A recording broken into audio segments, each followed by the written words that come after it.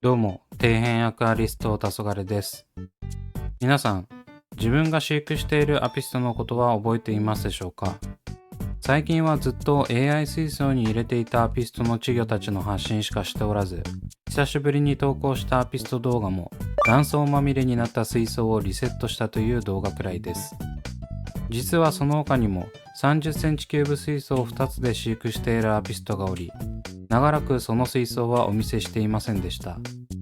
確かそのキューブ水槽に入れていたアピスト2種類がほぼ同時に産卵したところあたりで止まっているのではないでしょうか。というわけで今回はそんなしばらく紹介していなかったアピスト飼育している2つの30センチキューブ水槽が大変なことになっているので紹介していきます。力技で対処しているのでぜひ最後まで見てやってください。それでは早速見ていくんですが、現状はこんな感じで結構汚いです。サテライトにピントが合っててなかなか見づらいとは思うんですが、遠目から見ても綺麗じゃないことはわかりますね。一つの水槽はアピストグラマアカシジブルーフレームを飼育している水槽で、この稚魚たちが噂の AI 水槽に引っ越している状態です。このペアはまさしくアピストのペアといった感じで、産卵時以外はオスが強く、産卵時はメスが凶暴になるといったパワーバランスをしています。なのでどちらにも若干のヒレかけがありますね。今のところ元気にしてくれてます。もう一つの水槽はマクマステリーを飼育しています。こちらは親と隔離せず同居させています。こんな感じで結構大きくなっているんですが、こちらは隔離しなかったことで数もそんなに多くないです。生体の数が多いので低床も汚いですね。アピスト水槽は頻繁に水替えしないのでだいたいこんな感じになりがちです。まあ汚い水槽というだけなら水替えの頻度も多くないし仕方ないよねで済むんですが、実はめちゃくちゃな問題を抱えてたりするんです。それがこちら、スネールです。自分の水槽では毎度おなじみ、クソザ害虫スネールがこの水槽にもはびこっています。いつも通りの平巻き貝ですね。最初は数匹だけで見かけ次第潰してたんですが、案の定どこからか増え出して、最終的に手に負えない数に膨れ上がっています。自分の水槽たちは皆さんご存知の通り、スネールを根絶させるために様々な代償を払っているので、ここのスネールを野放しにして他の水槽に伝播することがあってはなりません。ちなみに先ほどマクマステリー水槽の低床に映っていたゴミの正体はほぼこいつらの糞です。苔を食ってこれだけの糞をしているんでしょうけど、完全に苔は取り切れていないですし、糞の方が圧倒的に景観を損ねているので、やっぱりこいつらはいるだけで不快ですね。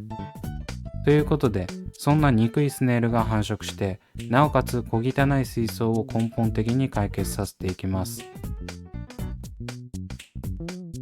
ということで、早急に対応していきたいと思います。まず最初はサテライト内にいるアピストの稚魚たちを救出していきます。ちなみにこの稚魚はブルーフレームの2回目の産卵個体で、この時期に AI 水槽に合流してもらいました。できるだけ汚い水は救いたくないので、先にスポイトでゴミを取ってから捕獲していきます。この時に間違ってスネールを移動させないよう細心の注意を払っています。こういうところでスネールは他の水槽に移っていきますからね。それが終わったらいよいよメイン水槽に取り掛かります。まずは中にいる生態を避難。レイアウト水槽と違って中にあるのはシェルターとスポンジフィルターくらいなので捕獲も楽ですね。こんな感じで先にレイアウト素材を取っておくとなお救いやすい。続いてマクマステリーの方も捕獲していきます。低床に落ちているスネールの糞が舞って気持ち悪いです。こっちは数も多いので若干大変そう。救うこと自体はそこまで難しくないんですが、やはりスネールを間違って入れないようにするのが神経使いますね。目視ではあまり見えない違いとかも混ざりますから。極力ゴミが舞わないように全匹捕獲していきました。というわけで2つの水槽の生態すべての避難が終了。これで心置きなく作業をすることができます。そして肝心の今回の対処法なんですが、ズバリ水槽機材すべて丸洗い作戦です。今までのスネール駆除方法はレイアウト水槽ということもあり、薬剤を使用した対処になっていましたが、この2つの水槽はほぼベアタンクなので、そんなことを気にする必要もありません。汚い苔とスネールごと一気に丸洗いして駆除すればいいんです。水草レイアウトもこの方法が使えれば楽なんですけどね。ちなみに今回は洗った水槽は再度設置せず、新しい水槽に置き換えることにします。それはなぜかというと、以前動画にした部屋の水槽を全部 ADA のものにするという計画で、中古の ADA 水槽が設置個数分揃ったからです。スネールや苔を駆除しつつ、今の水槽を ADA にすり替えるという一石二鳥の作戦なわけですね。そんなこんなで外掛けフィルターも外し、撤去準備が完了しました。続いては器具の洗浄に移りたいと思います。こんな感じで水槽内にあったフィルター、ろ材、シェルターをすべて洗っていきます。ちなみにこの時はちゃんと排水口部分にネットを張っています。皆さんも風呂場で水槽器具を掃除するときは、ゴミや水草のカスが排水口に流れないようにネットをしておきましょう。ちなみに現在当てているシャワーは60度のお湯であり、このネットを隅々までぶち当てることによって、バクテリアとともにスネールの卵やくっついているスネールをすべて抹殺します。ろ過能力はゼロになりますが、これだけでスネールを死滅させられるのなら安いもんです。ただ、60度のお湯をかけただけだと心もとないので、そのお湯をバケツに張って、中にすべての器具を沈めて完全に駆除しました。カメラ曇っちゃってるけど大丈夫ですかね。続いては水槽本体を洗っていきます。もう使わないとは言っても、リセットするときにちゃんと掃除しておかないと、後々汚れが取れづらくなりますからね。ちなみに自分はこの水量の30センチキューブなら持ち運びができるのでそのまま動かしていますが、皆さんは安全をとって水を排水してから動かしましょう。というわけで水を流した状態がこちら。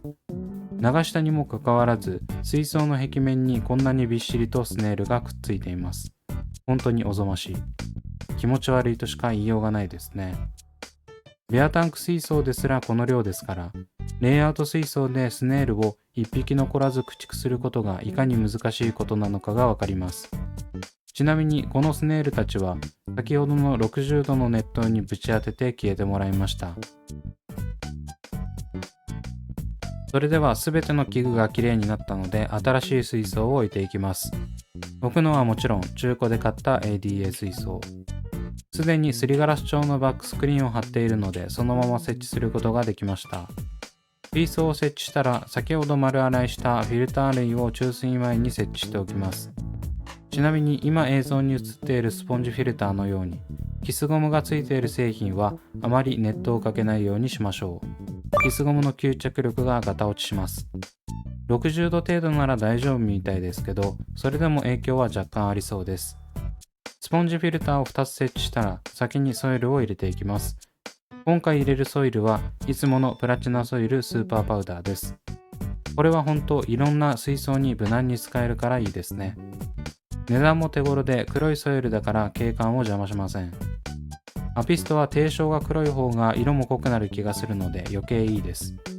まあ種類によっては黒すぎると逆に綺麗じゃなくなるので、そこら辺は生体の種類によって定称の色を調整しておきましょう。今回も超薄敷きでギリギリ底が隠れるくらいにしました。やっぱり生体メイン水槽はソイル薄敷きの方が管理しやすいですね。ソイルを敷き終わったらシェルターを定位置に置いて完成。あとは隣の水槽も同じ作業をしていきます。なんかさっきの水槽とソイルの量が若干違う気がしますが、細かいことは気にしない精神でそのままシェルターを置いておきました。というわけで定称もセットし終わったので注水していきます。いつもの浄水器そのままですね。本当は飼育水を半分くらい入れたかったんですが、そうなるとスネールがまた出てきそうなので全部新しい水にしておきます。ちなみに生体を戻すときは一応水合わせを行ってから入れる予定です。さっきせっかくソイル慣らしたのに結局水流でえぐれて意味なかったですね。そんな感じで新しい水を入れ終わったので、最後に外掛けフィルターを設置するんですが、すべてのフィルターを丸洗いしてバクテリアがゼロになってしまったため、今回は陰性水草ストック水槽に入れておいたサブストを拝借します。こういう時に水槽にドボンさせているろ材は役に立ちますね。これでリセット時のろ過問題もある程度クリアできました。というわけで綺麗になった水槽がこちら。見違えるくらい美しくなりましたね。先ほどのスネールがはびこる苔まみれ水槽とは大違いです。水槽も ADA になり、なおさら輝いて見えます。ちなみにフィルターがちゃんと動くか心配だったんですが、何の問題もなく起動してくれました。最後に生態を戻して無事に全ての作業が終了。結構大掛かりでしたが、何事もなく生態を元に戻すことができてよかったです。というわけでいかがだったでしょうか。スネールと苔に対してこれ以上にない力技でねじ伏せた形になりました。